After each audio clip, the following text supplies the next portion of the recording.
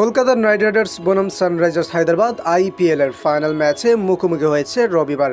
এই ম্যাচ জেতা মানেই ট্রফি ঘরে নিয়ে যাওয়া, তাই ম্যাচের আগে যত রকম টুটকা লাগানো সম্ভব সবই করে ফেলেছেন খেলোয়াড়রা।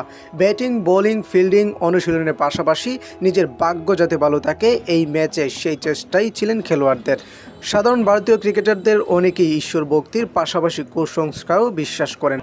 এই তালিকায় কি নতুন সংযোজন হলো কলকাতা নাইট রাইডার্সের অধিনায়ক শ্রেয়স আয়ারের নাম? সম্ভাবনা তেমনটাই, কারণ আইপিএলের ফাইনাল ম্যাচের আগে টসের সময় নিয়ে তিনি যে কাজটা করলেন তা বিরল। এই চিত্র এর আগে ক্রিকেট মহলে দেখেছেন কিনা সে নিয়ে সন্দেহ রয়েছে। চিপকে ফাইনাল ম্যাচে রবি শাস্ত্রী উপস্থিত ছিলেন টসের বিশ্লেষণ করার জন্য। এরপর কলকাতা নাইট রাইডার্সের অধিনায়ক শ্রেয়স আয়ারের হাতে কয়েন তুলে দিলে তিনি সেটাকে আকাশে ছেড়ে দেন। এর মধ্যে শটান এক পা ঘুরে নেন তিনি, যা দেখে কিছুটা অবাকই হয়ে যান সানরাইজার্সের অধিনায়ক প্যাট কামিন্স সহ বাকিরা। বিষয়টা তিনি এমনই মজা করে করেছেন নাকি এর পেছনে কোনো কুসংস্কার রয়েছে, সেটা ভালো করে বলতে পারবেন নাইট রাইডার্সের অধিনায়ক নিজেই। এবার আইপিএলে নিজের একটা চাপ রেখে গেছেন শ্রেয়স আয়ার। মাথা ঠান্ডা রেখে বহু গুরুত্বপূর্ণ সময় ম্যাচ জিতিয়েছেন অধিনায়ক হিসেবে। ফাইনাল ম্যাচের শুরুতেই নিজের অন্য রূপও দেখালেন তিনি।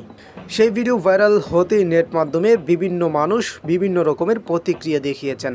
আসলে এবার আইপিএলে 14 বার টস করার সুযোগ পেয়েছেন শ্রেয়স আয়ার, তার মধ্যে জিতেছেন মাত্র 3 বার।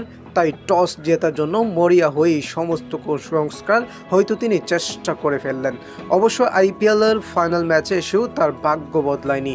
এত কিছু করেও টস হারেন তিনি, যদিও তাতে সাপে বোর হয় তার দলের, কারণ টস জিতে প্রথমে ব্যাট করতে নেমে পরপর উইকেট হারায় হায়দ্রাবাদ। ম্যাচ জয়ের হাতছানি চলে আসেন নাইট ক্রিকেটারদের সামনে।